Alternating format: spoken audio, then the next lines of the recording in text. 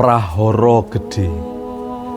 Cathetan Setu Wage 27 Mei 2006 jam 5.55 esuk.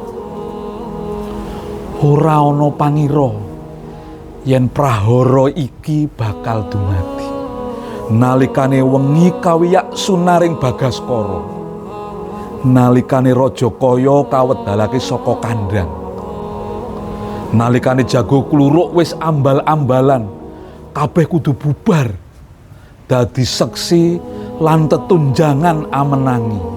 Panjeriting nyawa pegat saka raga, pangrinting bocah katindihan paga, mbarengi lelampahan goro-goro. Manungsa kadya gabah den interi, katon cilik samenil, ngadepi kuwaose Gusti, ing ati mung bisa memuji. Dadiya pepeling ngrasake prahara gedhe iki.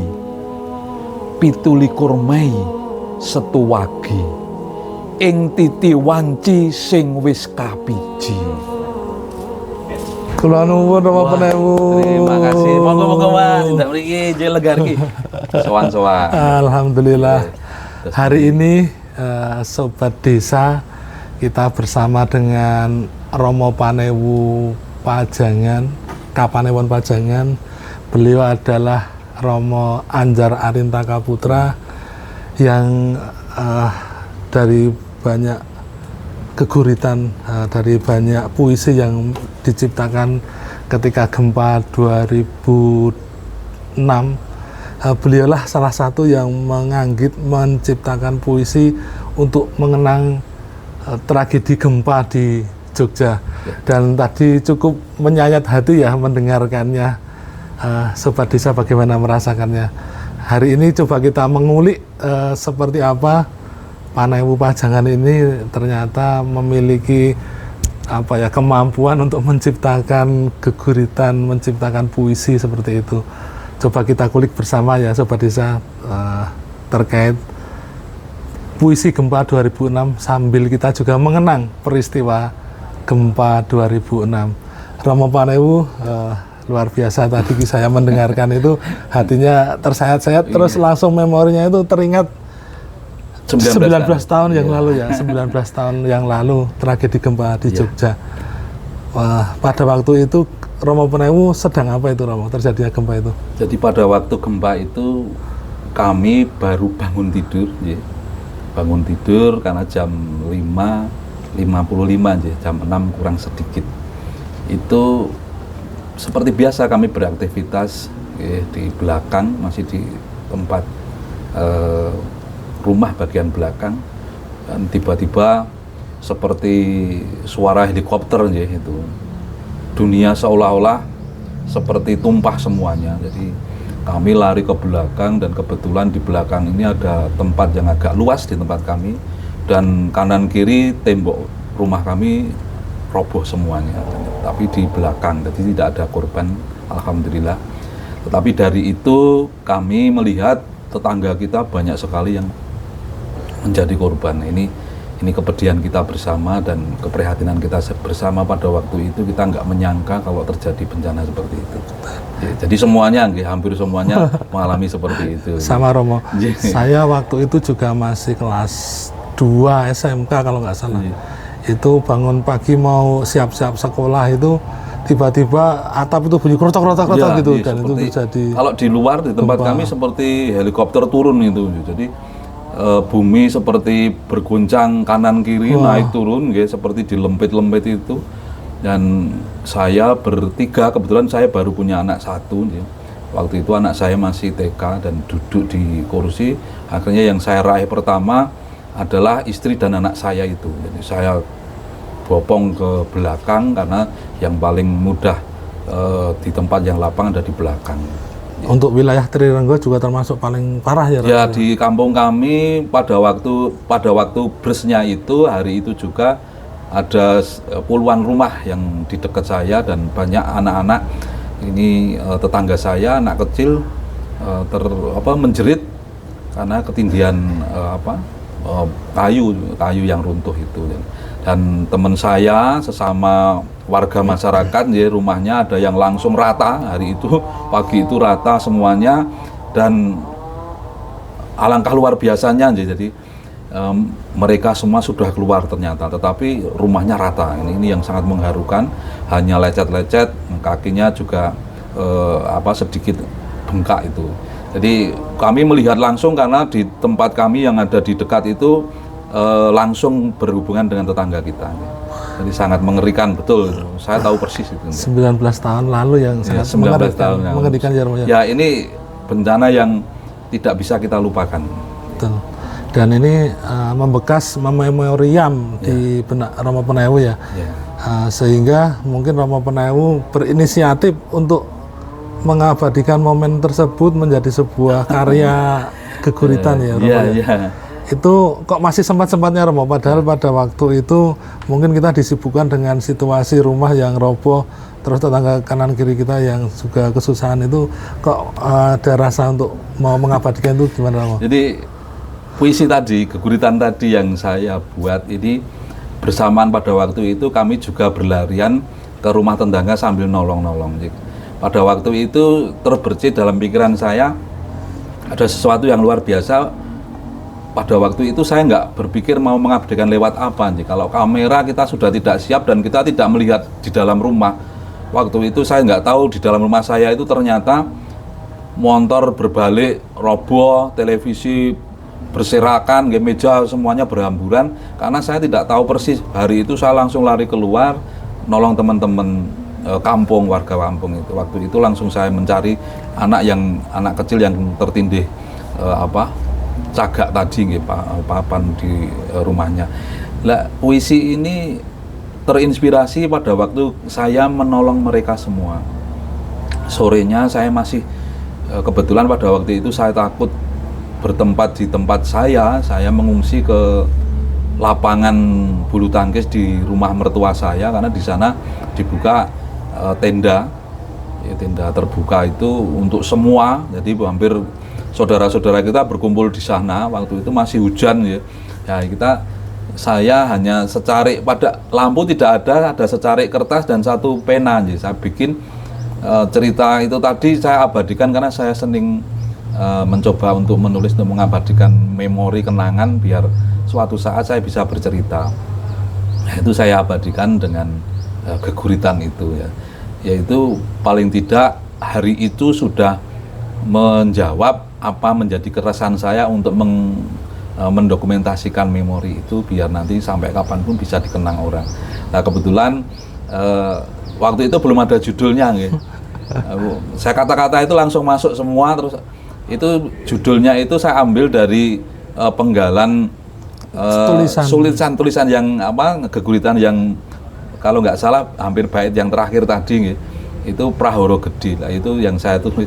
Akhirnya ini Prahara Gedhe, makanya saya tulis itu catatan 27 Mei, 17 Mei, Setu Wage, jam 5.55 esok. Memang betul itu pada waktu itu kejadiannya seperti itu.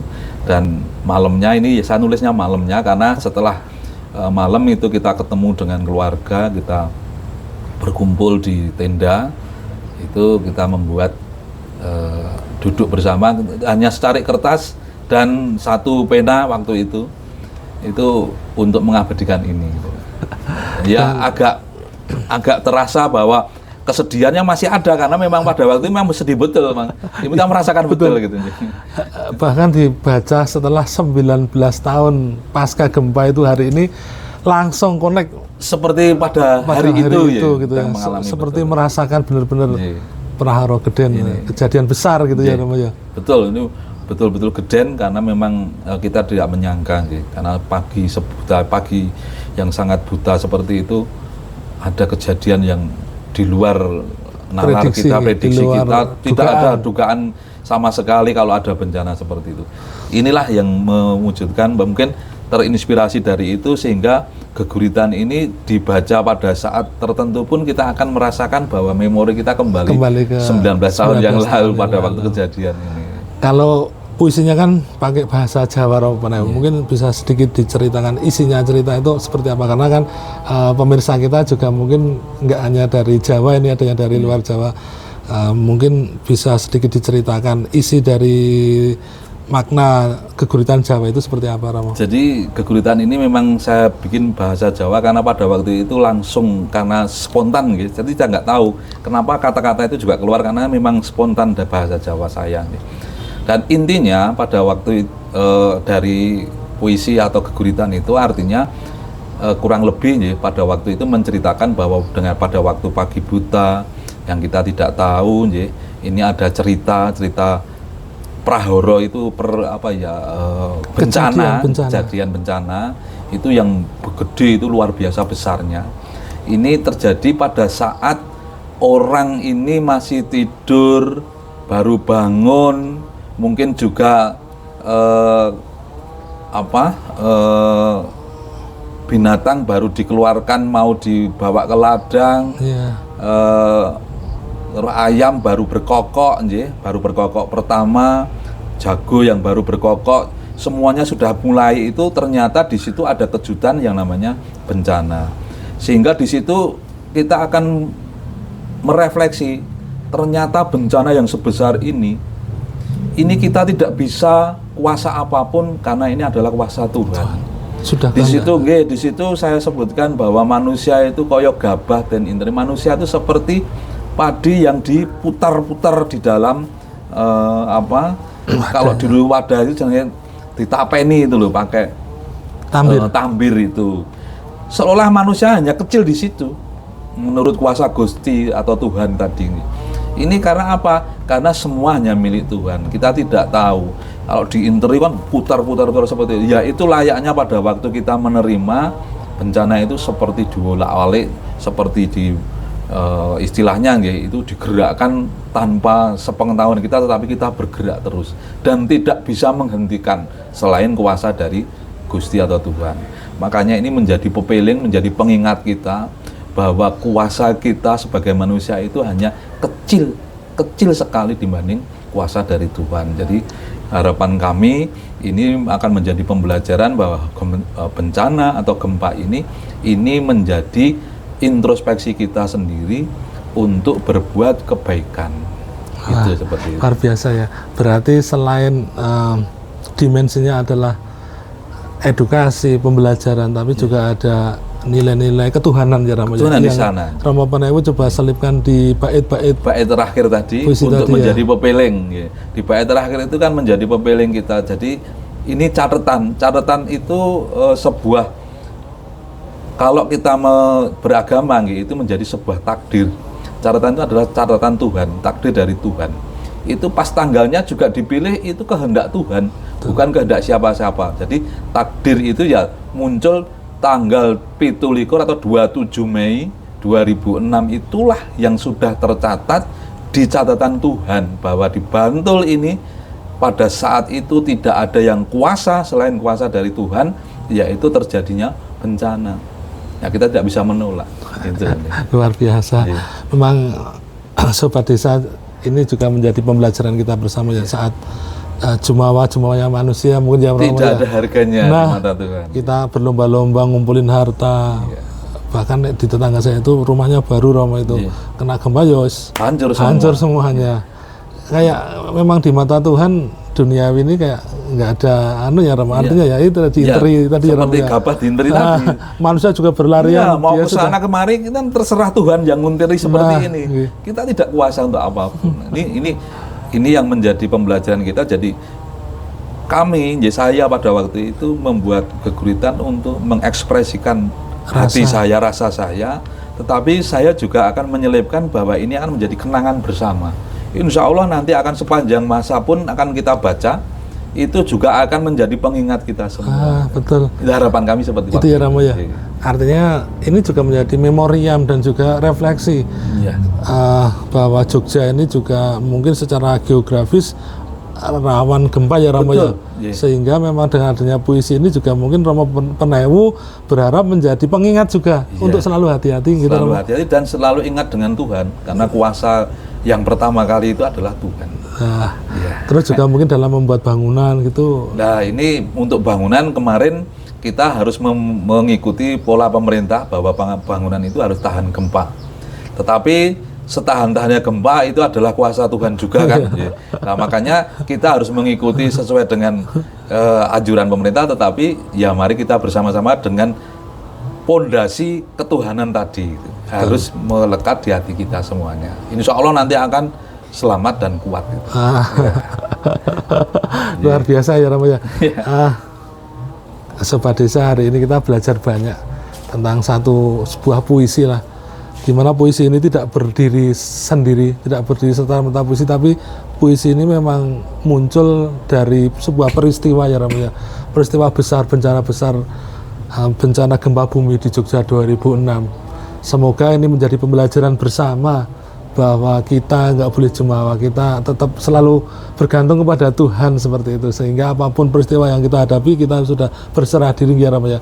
Terus juga mungkin dalam hal ikhtiar kita juga memaksimalkan bagaimana kalau membuat rumah itu memang yang safety terhadap gempa seperti itu.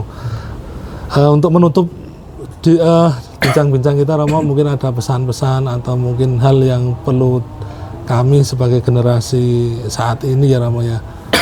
Karena memang yang namanya peristiwa itu katanya akan selalu berulang walaupun kapan terjadinya. Ada pesan-pesan Romo, pesan-pesan untuk Sobat Desa yang menyaksikan ini, terutama generasi milenial. Jadi untuk generasi muda mungkin sekedar pesan saja bahwa kita pada saatnya memang tidak memiliki sesuatu apapun. Kuasa itu ada di Tuhan yang Maha Kuasa segalanya. Dan tentunya juga kami senantiasa kepingin berbuat kebaikan, itu sudah pasti. Di harapan kami semua orang juga saling bergotong royong, tolong menolong, berbuat baik sesama. Dan tentunya ini nanti juga menginspirasi Bantul ini akan pada waktu itu bisa langsung bangkit dan akan sampai kapanpun akan menjadi tangguh, dan Bantul juga harus siap untuk selamat semuanya. Itu Mas. Terima kasih Romo Penewu, dan bincang-bincang kita pada kesempatan hari ini mungkin begitu ya Sobat Desa. Kita sudah belajar banyak hal terkait dengan memoriam puisi geguritan yang Romo Penewu ciptakan, Anggit kalau bahasa Jawa seperti itu. Dan terima kasih banyak, semoga ini bisa memberikan pembelajaran kita bersama. Sampai bertemu kembali di bincang-bincang Sobat Desa berikutnya. Terima kasih Mas. Terima kasih. Mudah-mudahan bermanfaat untuk semuanya. Alhamdulillah. Sehat selalu. Amin. Semangat.